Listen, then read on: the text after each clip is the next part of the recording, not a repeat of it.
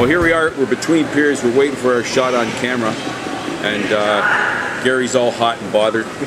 I ain't, because I'm cool. It's about as cool as a sunburn. You know, and this is another of my series of behind-the-scenes stuff. Last week we did behind the scenes at Toronto Nats game. Today we're doing behind the scenes at a Brooklyn Redmond game. And pretty soon it's going to be on scene. Yeah, and right now it's 4-1 after the first period.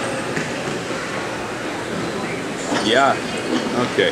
So anyways, what I was saying, we just got a little head thing for our headsets. Dave, can you hear me? Okay, Dave. That is correct. Dave, can I ask you a question? Our monitor still does not work. Okay. Okay. That's fine. No. Unlike Ron. Ron's toothless. You might be techless. Ron's toothless. Can you welcome me back? Yeah.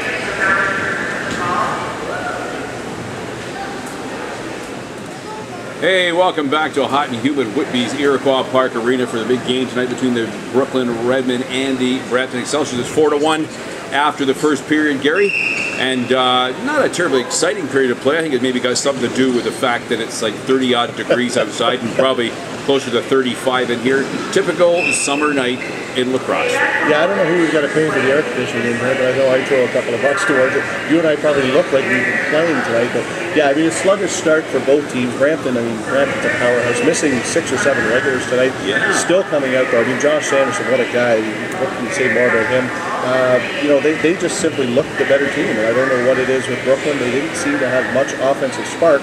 As much as I am impressed with the new guy, Kyle Buchanan. Oh, this guy, Buchanan, is great. We saw the other guy, Brown, there a little bit in the first period. He seems like a bigger guy, maybe a more muscular kind of guy.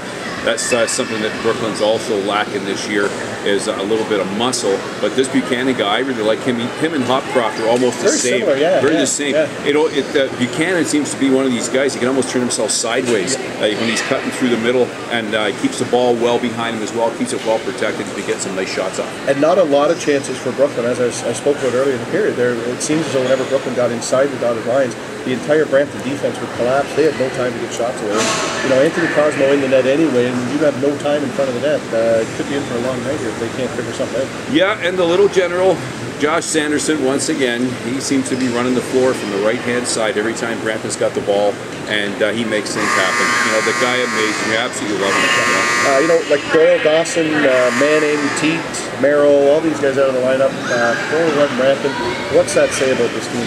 Well, depth, and more depth. You know, I was talking to Troy Cordingley and Terry Sanderson before the game there. Had a really nice talk with Coach Troy. And I asked him a little bit about how to impart stuff to adults. You know, him being a grade 1 teacher as well. What a dichotomy between lives. You know, NL lacrosse players and grade 1 kids. And he said, very similar way of teaching.